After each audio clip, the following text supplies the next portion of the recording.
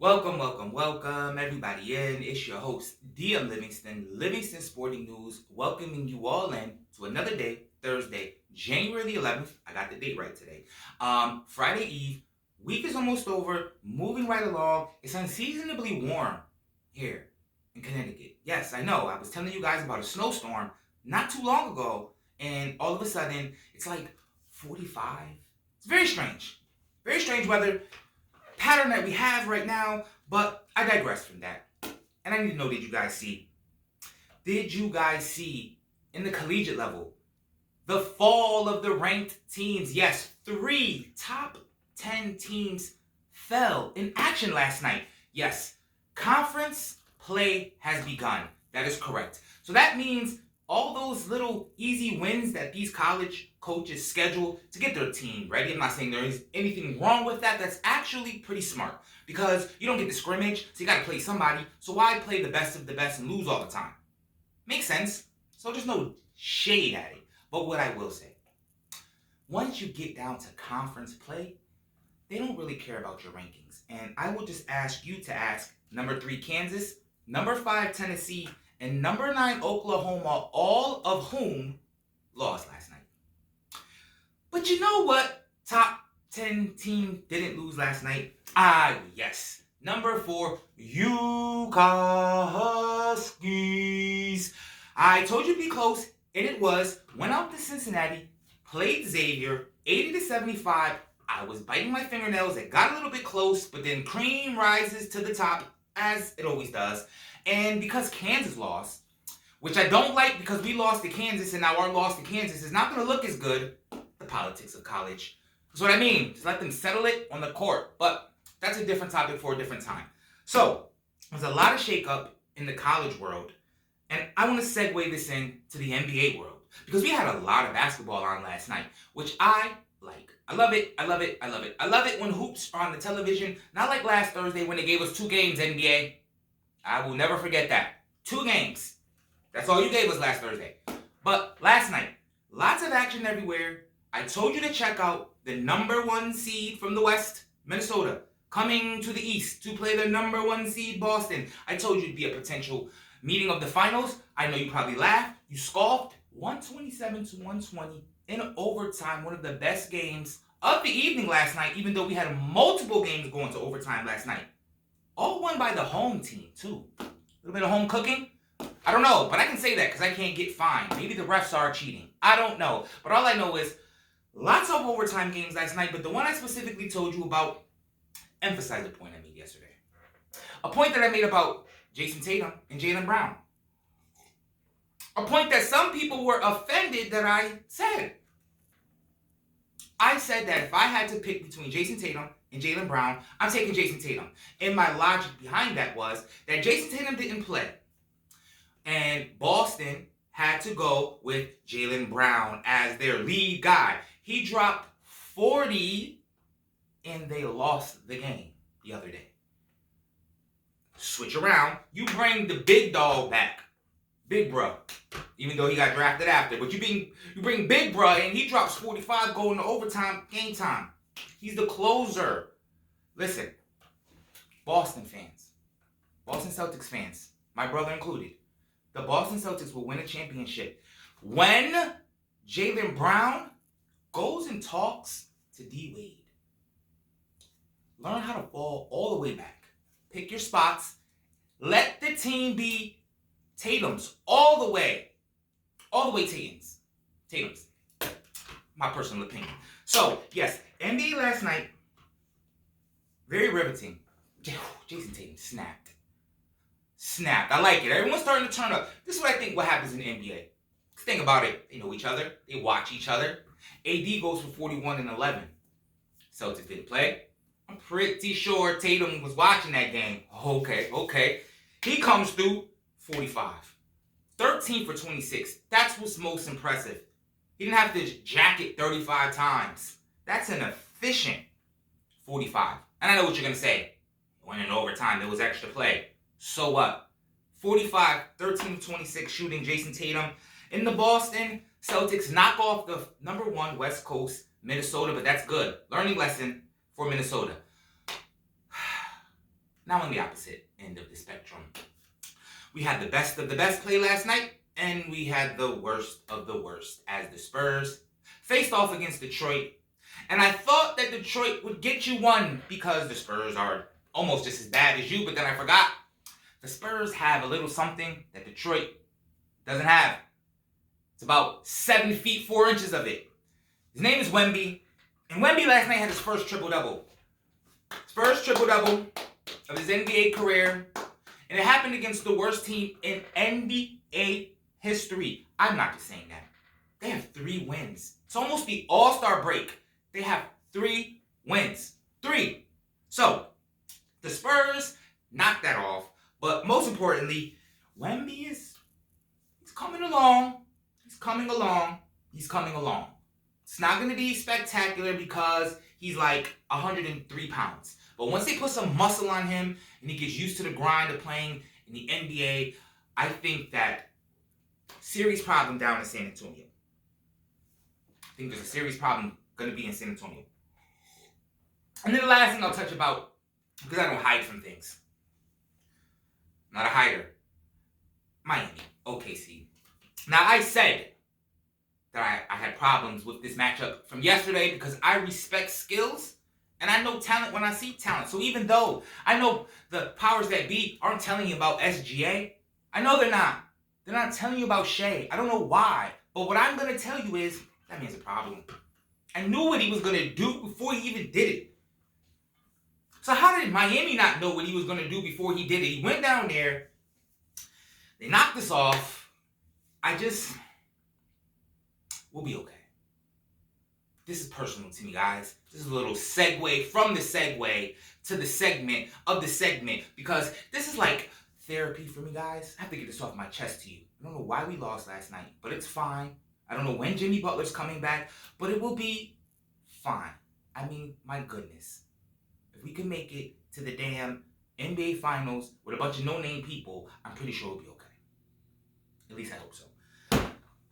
What else do we have going on? How are you guys? I ask this because I mean this. And sooner or later, for those that can never make it 7 minutes into one of my videos, you will see that I'm here for you guys. It's not for me. I can do this by myself. So feel free, check in, chime in, let me know what you want me to talk about. I'm here for you each and every day as I vow to you. It's my promise. It's my pledge. It's my prom pledge. Not a prom pledge, a prom pledge. It's a new word. I just copyrighted it. Don't use that. Okay, where am I? What's going on? Wheels are falling off. I have to finish my coffee. One thing I want to touch on real quick, because I don't really care too much. Nick Saban retired. And quite frankly, thank you. Thank you. What he needs to do is get in the car. He needs to go pick up Bill Belichick. He needs to go get all of these old coaches that I'm not saying this. I'm sure he's not. He can't be, can he? He coaches in Alabama. Older coaches always make me feel like there's some type of disdain that they have for younger cultures. That's about as politically correct as I can get that out. I just always felt that about Nick Saban. That's why I don't like Alabama. I always felt like he didn't like having certain kinds of quarterbacks. I always felt like he would just much rather win with defense than deal with certain offensive type of players. That's just my mind and the way I look at it. And also, you probably can't trust anything I just said about that because I'm a South Carolina fan and I hate Alabama. And I hope they never find another coach. I hope they never win another game in history. But because I respect football and all sports, with all due respect, Nick Saban, you got 6 national championships and 9 SEC champions. So chances are when someone hates you the way I hate you, you're probably doing pretty good. So congratulations on a great career. Good riddance. I don't have to deal with you anymore. Go Gamecocks. I hope we pump Alabama the next time we play them. Okay, guys. Here it is. I've been listening, and I've got to get this off my chest, guys. Before I get going. There is a propaganda machine right now that is directed to the Midwest. It is directed to the monsters of the Midway, yes, the Chicago Bears. There is this growing noise. Shh, shh, shh. It's getting louder and louder and louder. I hear it. It's coming from the hills, from the mountains. They are calling from the heavens to draft Caleb Williams from USC with the #1 pick and forego the Justin Fields experiment. And I got to thinking to myself, well, why? I've heard the reasons from other talking heads, such as myself, that know a little bit more than me, a little more seasoned, a little more longer in the tooth, right? I'm a little wet behind the ears. What do I know? So I'm just speaking from perhaps ignorance, or maybe I'm ahead of the game with this one. You be the judge. But I'm not going to start from now. Let's take it back. Do you remember when Justin Fields was at Georgia? Does anybody remember that? Because I remember that. Justin Fields was at Georgia, and he was playing behind quarterbacks that stink. This isn't Georgia that's winning the national championship. Georgia. Stinky quarterbacks. They stink. Jake Fromm? Where are these guys at? I'm not talking about Matt Stafford. Stinky guys. And better than me, but in comparison to everyone else, stinky guys. Okay? He said, I'm not sitting behind this trash. I'm going somewhere else. In steps Ohio State. But the college rules at the time, you gotta wait a year. But Justin Fields is a smart guy. So shout out to Justin Fields, who, and if you want to get into the weeds of the details, go ahead and look it up. But long story short is he found the loophole that got him immediately to play. I'll stop the story right there. The powers that be in certain areas, they're afraid of that man. You can't take advantage of a person like that. I would love to see what his contract is structured like. This is a money play. This has nothing to do with talent. They want to get rid of Justin Fields for money purposes only, because you're not going to tell me, no one is going to tell me, that you roll the dice with a college kid. And I know what you're going to say. What are you talking about, DM? He won the Heisman. Let me tell you something about Caleb Williams, because I'm not here to pump propaganda. Let's go back in time. Caleb Williams. He wasn't always at USC. Remember that? I bet you don't. He was at Oklahoma. Did he do great, awesome things in Oklahoma? No. What did he want to do? He wanted to run and play behind his coach, Lincoln Riley, when he went to where? To USC. So he had the 1 year where he won the Heisman, balling out of his mind. But last time I checked, did USC win a national championship? No, they didn't. What did he do the follow-up year? Caleb Williams did not have a good year this year in comparison to the year he had the year before.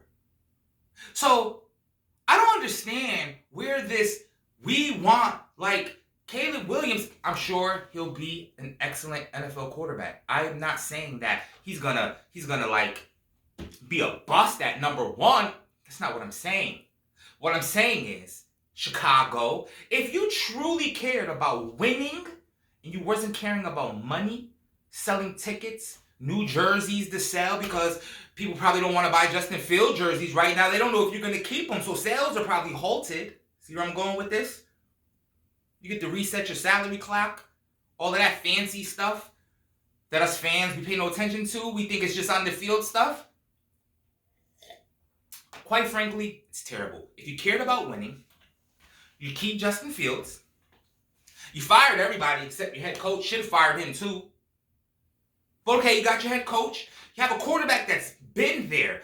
Seasoning. He's seasoning, not seasoned. But we're seasoning him up. He's been in the league now. He knows the speed of it. He's understanding it. If you get him, what would a quarterback need? I don't know. Let's see. You have the #1 pick. You don't think you can go get him a veteran tight end?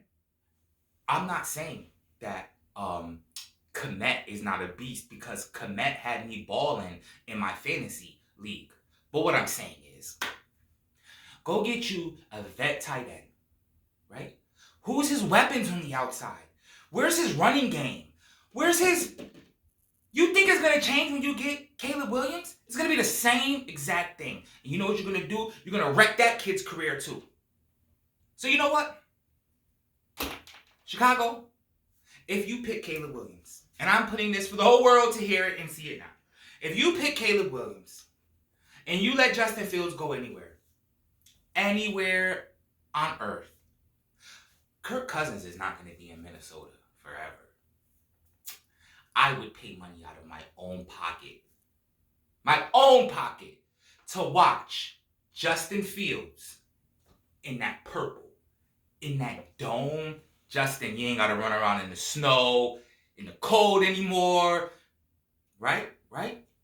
With Justin Jefferson? Yeah. You going to spy Justin Fields or you going to double Justin Jefferson? That's me being a GM. But that's wishful thinking. Went a little longer than I want with that. Because I don't like what they're doing to Justin Fields. I don't like it. But nonetheless, moving right along, once again, Thursday night is becoming an NHL thing. I'm starting to see the theme. We have no NFL tonight. We're almost entering into a sports little desert or so. Baseball needs to hurry up. So what I'm going to leave you all with today is a promise to break down the NFC side. Yes, yesterday I told you about the AFC teams that will win tomorrow, the NFC side. So I wish you all the best. Wherever it is you are, do the things you were designed to do. Don't let anyone control you, and don't let anybody tell you that you are not exactly who it is you say you are. With that being said, DM Livingston Sporting News. I'm going to get to work. You guys be safe. And as always, peace.